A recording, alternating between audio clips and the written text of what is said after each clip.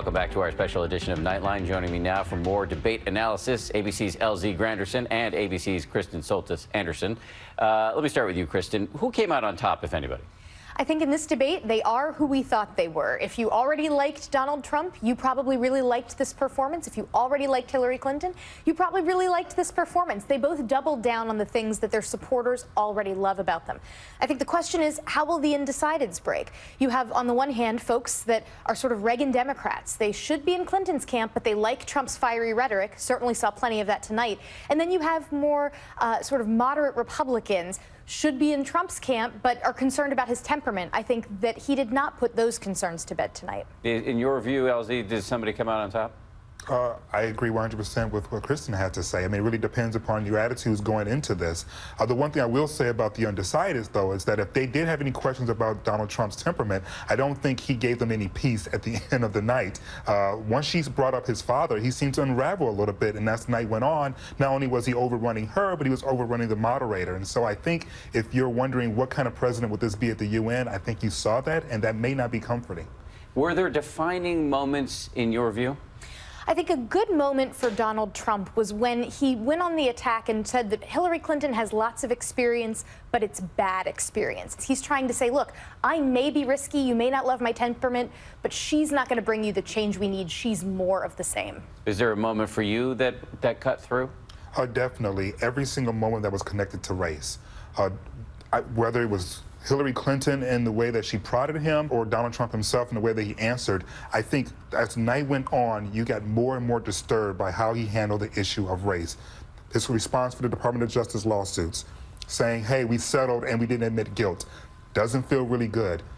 Stop and frisk. We know what the results were. It was not an effective policy. It's a racist policy. He supported stop and frisk, right. And when he was confronted by the moderator saying, actually, it was found to be unconstitutional, he said that's wrong, but he was wrong. Absolutely. And then, of course, the issue of, the president and whether or not he was born in the United States. I mean, those three issues, dealing specifically with race, made him look worse and worse as the night went on. Well, let me ask, though, in the brutal math of presidential politics, given that the overwhelming majority of African Americans are already in Hillary Clinton's camp, does it really hurt Donald Trump if he continues to offend this cohort of the population? Yeah, absolutely, because it's about the movable middle, as we're talking about. And that movable middle are made up of white people who want to feel as if they're not voting for someone who's xenophobic, who's misogynist, or who's a racist. So the more he looks like any of those things, the less comfortable they feel about voting for him.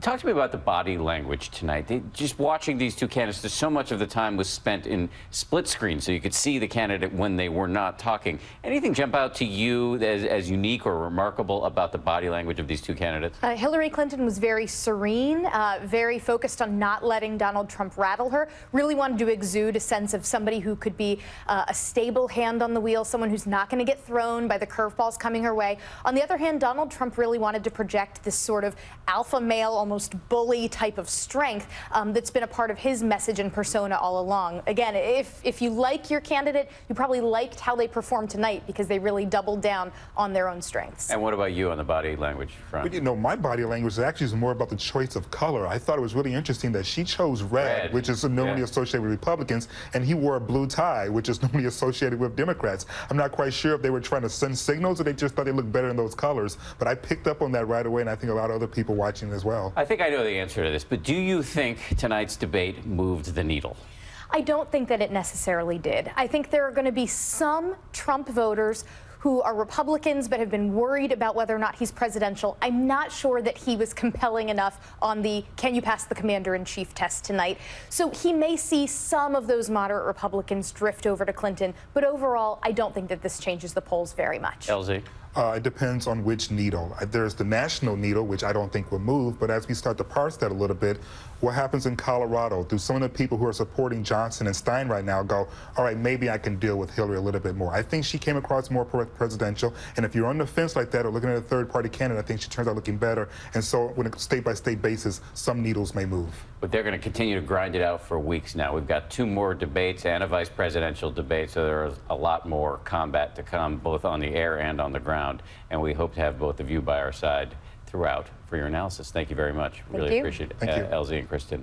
And as we said, it was a night of bold assertions and fierce rebuttals. Not all of them true. So my Nightline co-anchor Byron Pitts and his Truth Squad will be separating fact from fiction when we come back on this special edition of Nightline.